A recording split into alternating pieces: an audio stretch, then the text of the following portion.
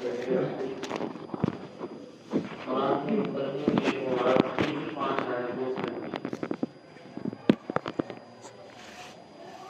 5 آیتوں کے اترنے کے بعد اللہ کے نبی صلی اللہ علیہ وسلم پر وحی آنے کا سلسلہ رک گیا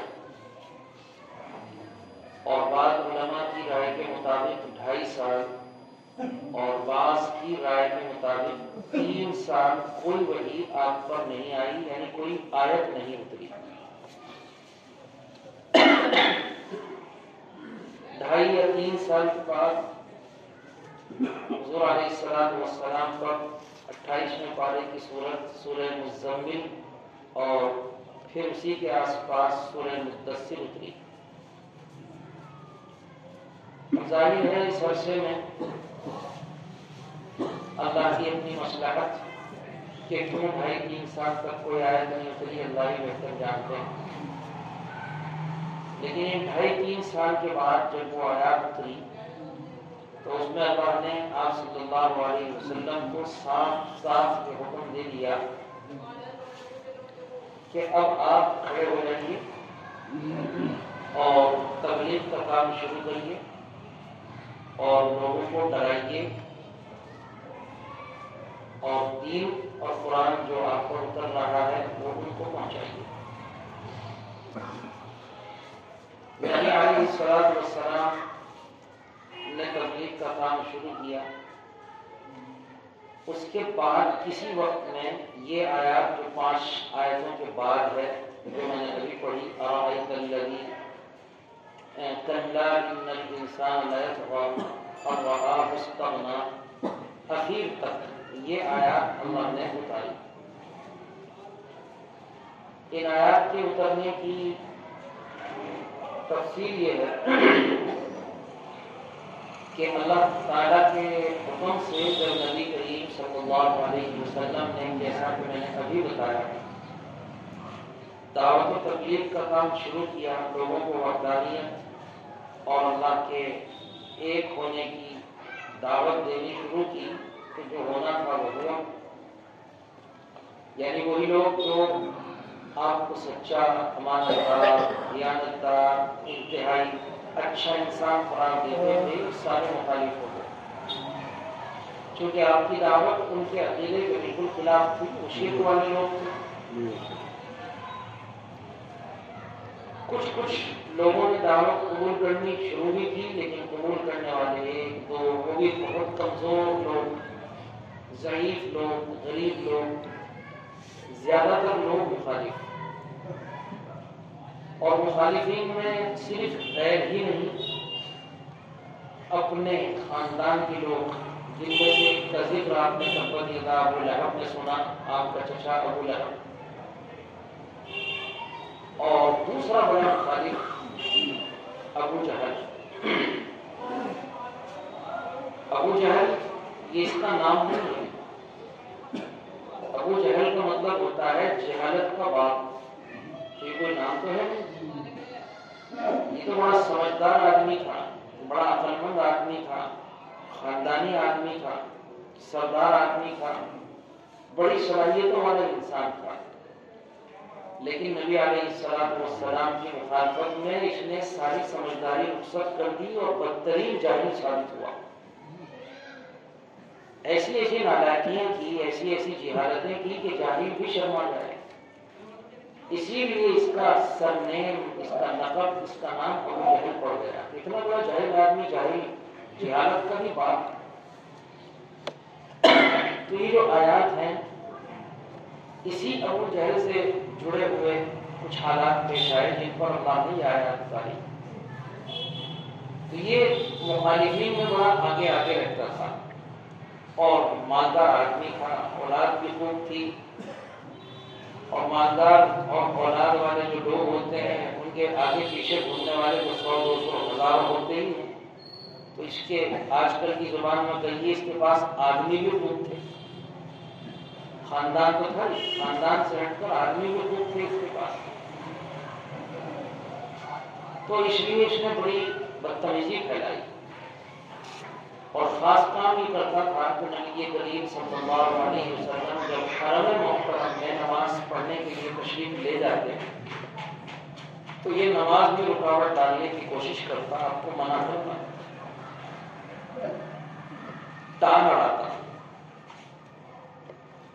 اور کئی بار تو اس نے انتہا کر دی، صرف منع ہی نہیں کیا بلکہ بدتمیزی بھی کی۔ ایک موقع پر ایسا ہوا، اس نے حضور علیہ السلام کو منع کیا تو آپ نے اسے جھڑک دیا، دھمکا دیا، تو یہ طیش میں آیا اور اس نے گستاخی اور بدتمیزی کی انتہا کر دی۔ حضور علیہ السلام سے کہا کہ آئندہ اگر آپ کو یہاں نماز پڑھتے ہوئے دیکھا تو اپنے پیر سے آپ کی گردن روڑ ہوگا، معاذ اللہ،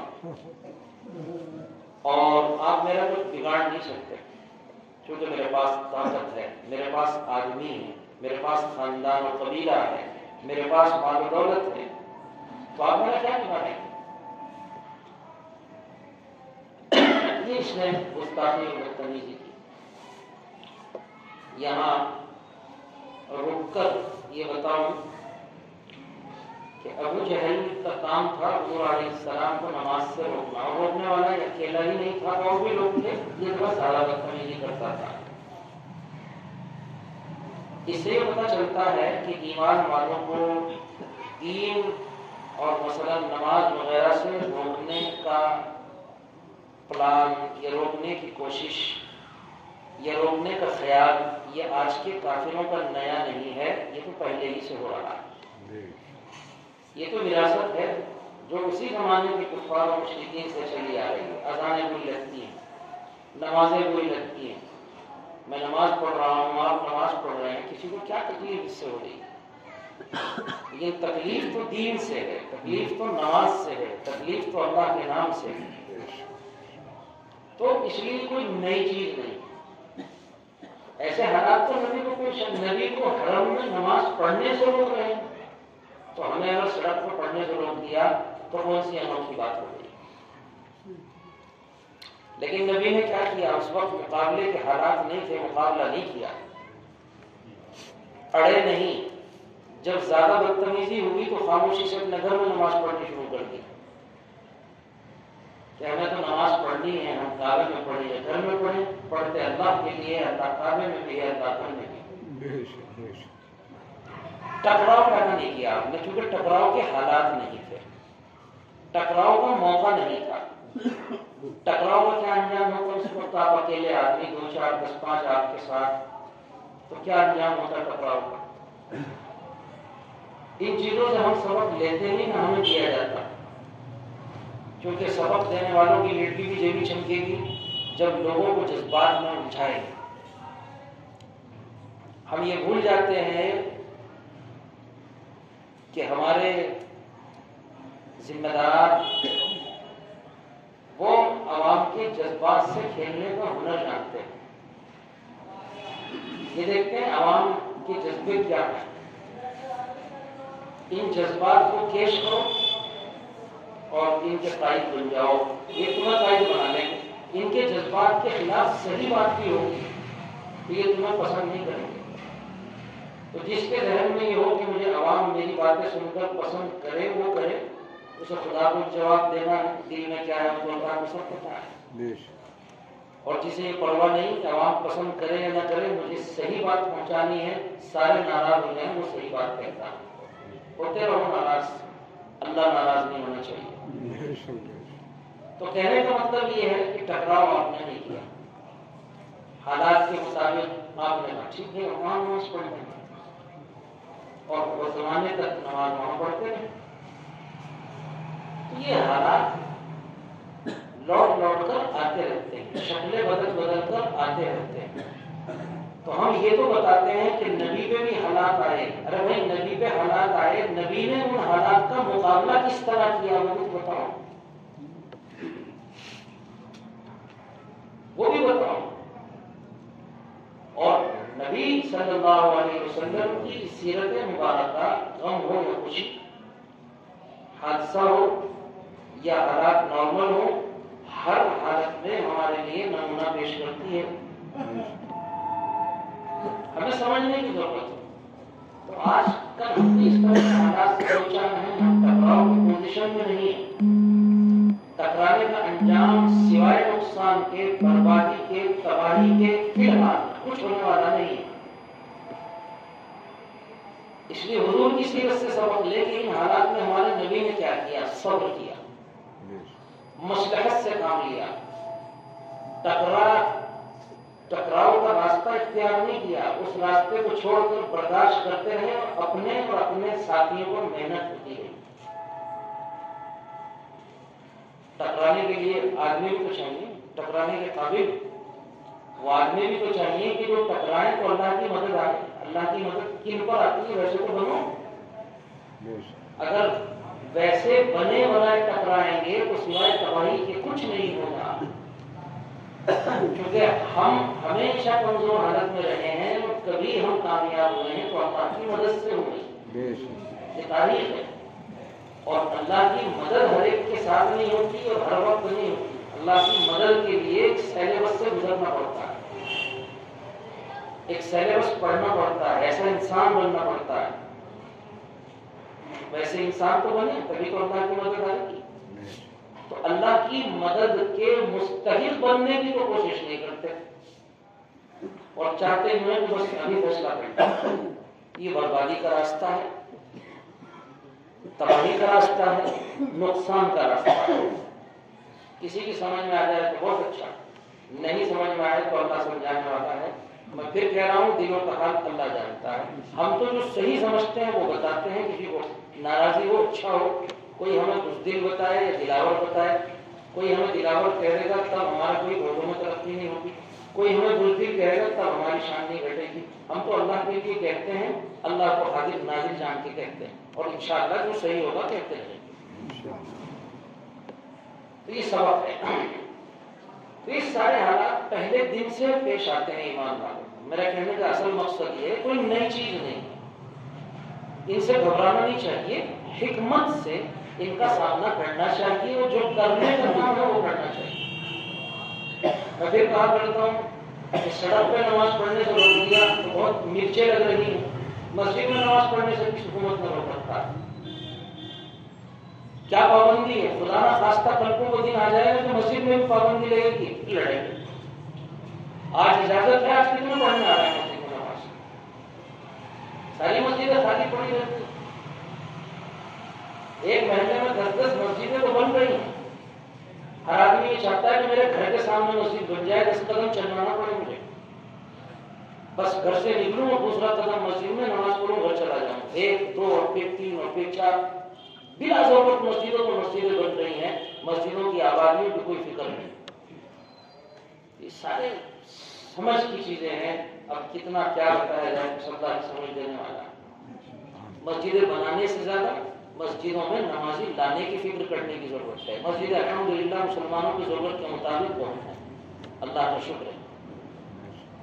10 20 50 قدم جا کے وہاں پڑھنے میں پریشانی. مسجدوں کو آباد کرنے کی فکر کی جائے. مسجدیں بھریں گی انشاءاللہ کام بننا شروع ہو جائے گا. تو یہ ابو جہل نے گستاخی کی اور اس کے وہ جملے آپ ذہن میں رکھیے کہ میں نے آپ کو بتایا کہ جب اس نے حضور علیہ السلام سے گستاخی کی تو کہا میرا کچھ بگاڑ نہیں سکتے، میرے پاس طاقت ہے، مال ہے، لوگ ہیں، خاندان ہے. اللہ نے اس پر یہ آیات نازل فرمائی. پہلی آیت کلا ان الانسان لیطغی اور رآہ استغنی. بڑی عجیب. دیکھیے ذہن میں رکھیے کہ آیت تو ابو جہل کی حرکتوں پر نازل ہوئی ہے، اس سے متعلق ہے، لیکن اللہ نے جو الفاظ استعمال فرمائے وہ عام ہیں، یعنی سب کے لیے ہیں. یہی قرآن کا طریقہ ہوتا ہے. میں نے پہلے بھی بتایا یہی قرآن کا طریقہ ہوتا ہے. تو اللہ نے عام انداز میں یہ نہیں کہیں گے ابو جہل کا ایک مرض بیان کیا. ابو جہل جس مرض میں مبتلا تھا اور جس مرض کی وجہ سے اس نے اتنی بڑی بڑی باتیں کی تھی، اللہ نے اس مرض کو عام انداز میں بیان کیا کہ انسان میں کبھی کبھی یہ مرض پیدا ہو جاتا ہے جو ابو جہل میں تھا. اور پھر اس کا علاج بھی بتایا. علاج کا مطلب یہ اللہ نے دھمکی دی. کیا کہا اللہ نے؟ اللہ نے کہا کلا ان الانسان لیطغی. انسان بہت سرکش ہو جاتا ہے. سرکش کا مطلب سمجھتے ہیں جتنی قسم کی بدماشی ہو سکتی ہے، نبی کی مخالفت، اسلام کی مخالفت، دین کی مخالفت، حق کی مخالفت۔ اگر مسلمان ہے تو تکبر، بڑائی، دوسروں کو حقیر سمجھنا، دوسروں پر ظلم کرنا، دوسروں کے حق ماننا، یہ انسان کے اندر کبھی سرکشی پیدا ہو جاتی ہے۔ یہ سب سرکشیاں کیوں پیدا ہو جاتی ہے؟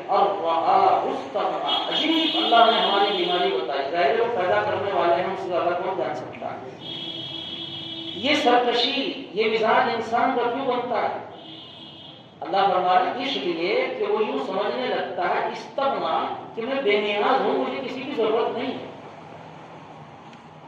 یعنی انسان جب حد سے بڑھتا ہے، ظلم کو اتر آتا ہے، بڑائی کو اتر آتا ہے، تو اس ظلم اور بڑائی کی وجہ یہ ہوتی ہے کہ وہ اپنے آپ کو بے نیاز سمجھتا ہے۔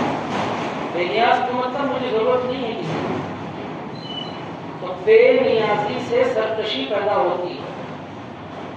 خوب غور سے سمجھیے، بے نیاز سمجھنے سے، بے نیاز کا مطلب تو جانتے ہیں نا، مجھے ضرورت نہیں کسی کی۔ بے نیاز سمجھنے سے سرکشی پیدا ہوتی ہے۔ اور بے نیازی کیوں آتی ہے انسان میں؟ اس کے کئی کارن ہوتے ہیں، کئی وجوہات ہوتی ہیں۔ یعنی انسان کیوں سمجھتا ہے کہ مجھے ضرورت نہیں کسی کی؟ اس کی کیا وجہ ہے؟ اس کے کئی وجہ ہیں۔ نمبر 1، اللہ تعالیٰ نے انسان کو مال و دولت سے خوب نواز رکھا، پیسہ بہت ہے۔ تو جب پیسہ ہے، جیب بھری ہوئی ہے، تجوری بھری ہوئی ہے، گھر بھرا ہوا ہے، تو پیسے کے گھمنڈ میں مبتلا ہو کر کے سمجھتا ہے کہ مجھے کیا پریشانی، میرے پاس پیسہ بہت ہے، کچھ مسئلہ آئے گا تو پیسہ ہے، میں خرچ کروں گا، بہا دوں گا پانی کی طرح، میں کیوں کسی کے پیچھے جاؤں، کوئی میرا کیا بگاڑے گا۔ آپ نے دیکھا بھی ہوگا، بہت بعض لوگ فخر سے کہتے ہیں کہ کر لو جو کرنا ہے، 10-20 لاکھ روپے مقدموں کے لیے صحیح، کیا فرق پڑتا ہے، 2 بیگھہ زمین اسی کام پہ۔ تو بے نیاز کیوں سمجھتا ہے؟ مال کی زیادتی کی وجہ سے، یہ پہلی وجہ۔ دوسری وجہ کہ کبھی ایسا ہوتا ہے اللہ تعالیٰ کسی انسان کو کوئی عہدہ، کوئی منصب عطا فرما دیتے ہیں، کچھ قابل بن جاتا ہے، بڑا آدمی بن جاتا ہے، بادشاہ بن گیا، وزیر بن گیا، منسٹر بن گیا، آج کل کے حساب سے MP MLA چیئرمین بن گیا، ممبر بن گیا، عہدہ مل گیا۔ بس اب عہدہ ملا تو سمجھا اب تجھے کسی کی ضرورت نہیں ہے، تو آرڈر کر، تیرے سارے کام بنے ہیں، دنیا تیرے پیچھے بھاگے گی۔ تو تکبر میں مبتلا ہو جاتا ہے، ظلم کرنے لگتا ہے لوگوں پر۔ میں ودھایک ہوں، میرا کیا بگاڑے گا کوئی، میں MP ہوں، میں وزیر اعظم ہوں، میرا تو بال بھی بکا نہیں ہو سکتا، جتنا چاہے جھوٹ بول لوں، جتنا چاہے لوگوں پر ظلم کر لوں، مجھ سے جواب کون مان لے گا؟ عہدہ ملنے سے انسان میں بے نیازی پیدا ہوتی ہے۔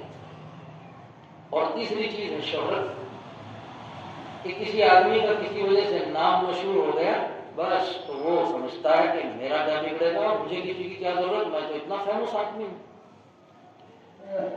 تو پتا چلا کہ انسان سرکشی کرتا ہے، زیادتی کرتا ہے، ظلم کرتا ہے، حق کا مقابلہ کرتا ہے، اس لیے کہ وہ اپنے آپ کو بے نیاز سمجھتا ہے۔ اور بے نیاز اس لیے سمجھتا ہے کہ اس کے پاس مال ہے، یا اس کے پاس عہدہ ہے، یا اس کے پاس شہرت ہے۔ آج آپ دیکھ رہے ہیں کہ جنہیں اللہ نے کچھ عہدوں سے نواز رکھا ہے، کس قدر ظالم بنے ہوئے ہیں۔ دیکھ رہے ہیں، میں کسی کا نام نہیں لے سکتا، میری مجبوری ہے، حالات آپ جانتے ہیں۔ ہم سے کون پوچھ لے گا؟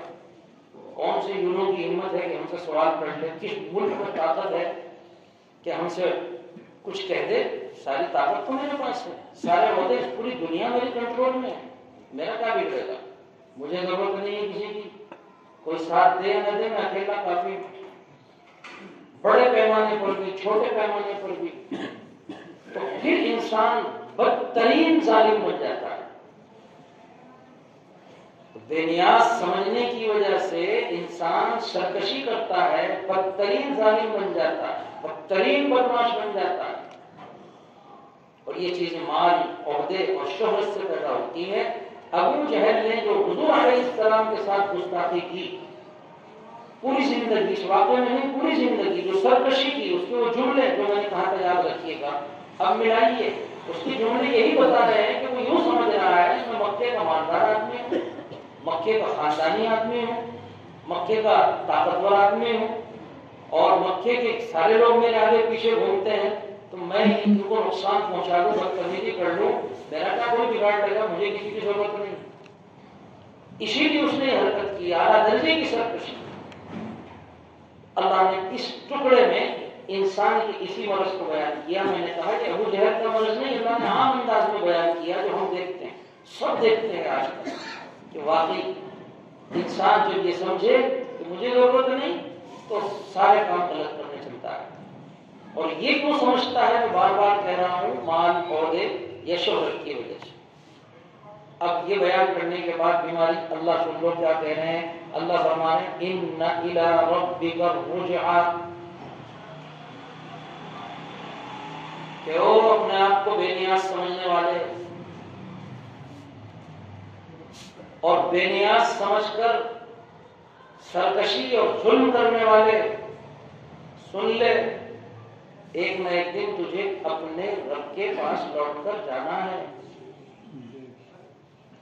ہو سکتا ہے دنیا میں لوگ تیرے عہدے، مال، شہرت سے ڈر کر تیرا حساب نہ کر سکیں، تجھ سے کچھ پوچھ نہ سکیں، تیرا کچھ بگاڑ نہ سکیں، تیرا بال بھی نہ کر سکیں، لیکن اس گھمنڈ میں مت رہنا، ہمیشہ تو ایسا ہی رہے گا، مرے گا، اللہ کے پاس پہنچے گا، پھر وہاں ہر چیز کا حساب دینا ہوگا۔ ساری سرکشی، سارا ظلم، ساری چوکڑی بھولے گا۔ ان الی ربک الرجعی، ایک مطلب۔ اور دوسرا مطلب گہرائی سے سمجھیے گا، اس ٹکڑے کا دوسرا مطلب یہ ہے کہ اپنے آپ کو تو بے نیاز سمجھتا ہے، تجھے اپنے رب کی طرف رجوع کرنا چاہیے، لوٹنا چاہیے، تو بے نیاز ہے کہاں؟ تو ہر قدم پر رب کا محتاج ہے۔ تو یہ سمجھ رہا ہے مجھے کسی کی ضرورت نہیں، تو رب کے بغیر سیکنڈ کے ہزاروں حصے بھی کچھ نہیں کر سکتا۔ اور رب کو چھوڑ، رب تو بہت بڑی چیز ہو گئی، سب کچھ انہیں کا ہے۔ غور کر کہ تو اپنے آپ کو سمجھتا رہے مجھے کسی کی ضرورت نہیں، لیکن حقیقت یہ ہے کہ یہ سمجھنے کے بعد بھی تو دنیا میں ہزاروں لاکھوں انسان کا صرف ایک وقت کا پیٹ بھرنے میں بھی محتاج ہے، ایک لقمہ نہیں کھا سکتا۔ حقیقت ہے، انسان اور کرے، بہت پیسہ میرے پاس ہے، اس پیسے سے میں اپنا کھانا اور کھانے کا پورا انتظام بھی خود ہی کر لوں گا، کھیتی بھی خود کروں گا، بندہ بھی خود اگاؤں گا، چکی بھی خود لگاؤں گا، سبزیاں بھی خود پیدا کروں گا، بناؤں گا بھی خود، سب کام خود کروں گا۔ کون کرے گا؟ پتہ نہیں کتنے انسان کرتے ہیں، کوئی کھیتی کر رہا ہے، کسی کی زمین ہے، کوئی پانی دے رہا ہے، کوئی بیج ڈالتا ہے، کوئی حفاظت کر رہا ہے، کوئی دوا چھڑک رہا ہے، کوئی کاٹ رہا ہے، کوئی گا رہا ہے، کوئی مارکیٹ لا رہا ہے، کوئی بیچ رہا ہے، کوئی خرید رہا ہے۔ ایک لقمہ روٹی کا تیار ہونے میں گن نہیں سکتے کتنے آدمی لگے ہیں۔ کپڑا پہن رکھا ہے، ملے بھی خود لگا لے گا، لگا لے مل کی مشین بھی خود بنا لے گا، مل سے کپڑا بھی اپنے ہاتھ سے تیار کر لے گا۔ نادان اور بے وقوف انسان، تو اپنے آپ کو بے نیاز سمجھتا ہے۔ اگر اللہ تعالیٰ حقیقت میں تجھے بے نیاز کر دے تو تجھے تو پہننے کو کپڑا نصیب نہیں ہوگا، ننگا گھومے گا، ننگا۔ تو لباس میں بھی انسانوں کا محتاج ہے، کھانے میں بھی انسانوں کا محتاج ہے، علاج معالجے میں بھی انسان کا محتاج۔ غور کریے انسان کہ اللہ تعالیٰ نے ایسا سسٹم دنیا کا بنایا ہے کہ ایک کام بظاہر میرا ہوتا ہے، کھانا میں کھا رہا ہوں، لیکن میں نے ابھی اشاروں میں بتایا اس ایک لقمے میں کتنے انسانوں کی محنت ہوتی ہے۔ کپڑا میرے بدن پر ہے، میں نے پہن رکھا ہے، اس کپڑے کو میرے بدن تک پہنچانے میں کتنے انسان کی محنت لگی۔ تو قدم قدم پر اللہ کے بندوں کا بھی محتاج ہے، بے نیاز سمجھ رہا ہے اپنے آپ کو، ایسا تو ہو ہی نہیں سکتا۔ تو اللہ غور و فکر کی دعوت دے رہے، جب پتہ ہی چلا کہ انسان کسی بھی حال میں اللہ سے اور اس کی مخلوق سے بے نیاز ہو ہی نہیں سکتا، ان کا محتاج ہے، اللہ کا بھی محتاج ہے، انسانوں کا بھی محتاج ہے۔ جب بے نیاز نہیں ہو سکتا تو اب سرکشی ہی اس لیے ہو رہی تھی کہ سمجھ رہا تھا مجھے کسی کی ضرورت نہیں، تو پتہ چلا کہ سرکشی بھی نہیں ہونی چاہیے، غور کرنا چاہیے کہ بھائی ہمارا نظام تو چل ہی رہا ہے رب سے اور رب کے بندوں سے، تو کیا ہم تکبر کریں، کیا ہم بڑائی کریں، کیوں اور کیوں اللہ کی مخلوق پر بے رحمی کا معاملہ کرتے ہیں؟ یہاں چھوٹا سا ٹکڑا یہ انسان کو جو اپنے آپ کو بے نیاز سمجھ کر ظلم کرتا ہے بڑی گہری دعوت فکر دے رہا ہے۔ اللہ ہمیں سمجھ کی توفیق عطا فرمائے۔